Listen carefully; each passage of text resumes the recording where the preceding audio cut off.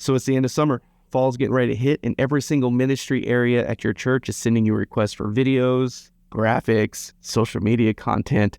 They're piling on from everywhere, but I'm not stressed about it whatsoever. For years, I treated every single request the same, no matter if it was a Christmas graphic, potluck, or a small group, or your Wednesday night activities. I had no filter, and I would just take care of them in the order that they came, and I would burn many hours during the week spending unnecessary time on certain graphics. And truly, every single request feels just as important as the other because you have no filter or framework to work it through, and you're getting taken away from what's actually important in ministry, and that's being with people.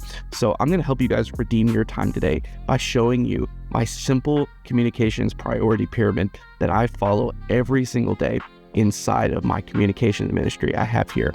I'm sitting here setting up for this Sunday, and I remember if you want to follow along with what I'm getting ready to tell you, I have a free workbook that has this priority pyramid actually with blanks where you can fill it in as you go along. All you got to do is click the link in the description below or the top pinned comment, and you can get it right there. Now let's jump back into the video. So we're going to cover 4 different points inside this communication strategy. The first one is the 3 different tiers inside of my communications priority pyramid.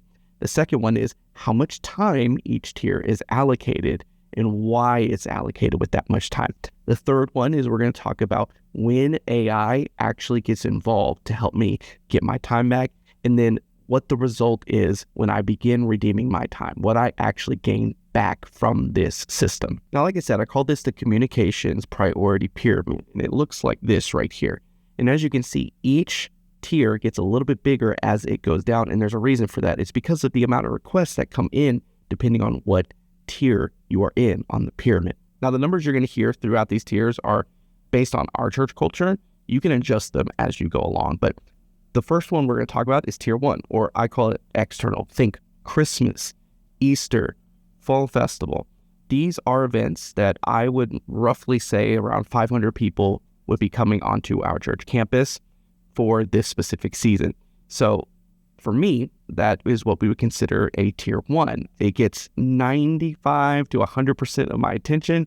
I spend 2 to 5 hours working on just one specific communication inside this world because it has to match our church's branding. It's going out into the community, and when people come onto our campus, they need to know that they're at the right place, that the communication has been consistent in the public, and then whenever they get here on campus. So this deserves every bit of my attention. The second tier is what I call internal. This would be anywhere around 100 people.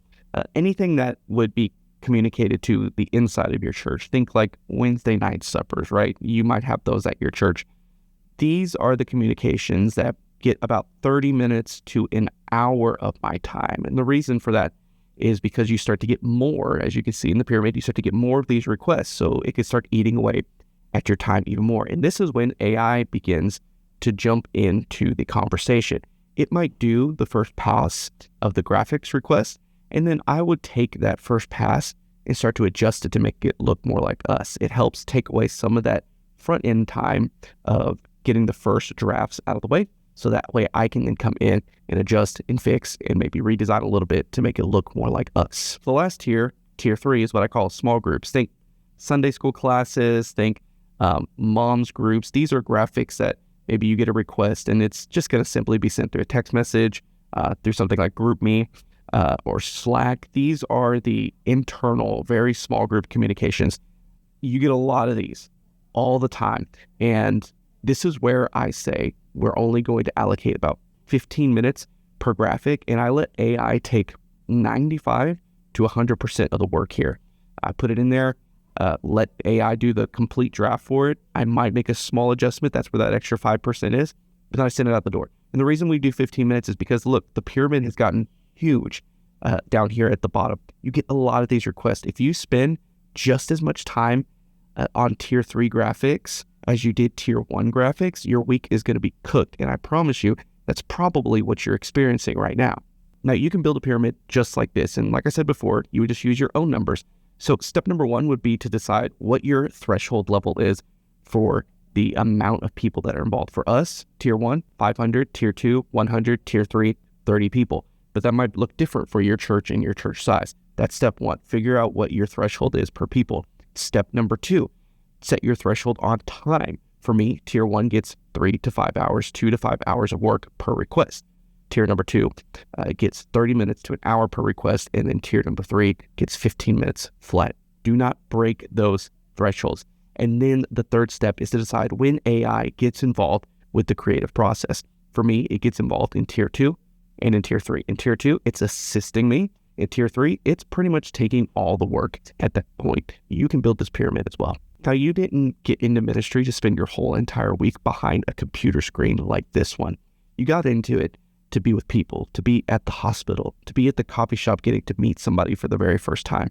And systems like this are what help you get your time back, help you redeem your time so you can get back to what's actually important, and that's being with people. Now, if you want the full breakdown, the prompting framework that I use to get AI to give me these results, the exact dashboard that I use to keep myself sane every single week, that's in my Masterclass video. I actually put it at the beginning of the year. You can check it out right here. It'll just take you to that YouTube video, completely free. You can check it out.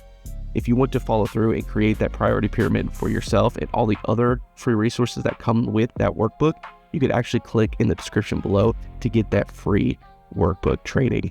Now, I'm going to see you guys in the next video.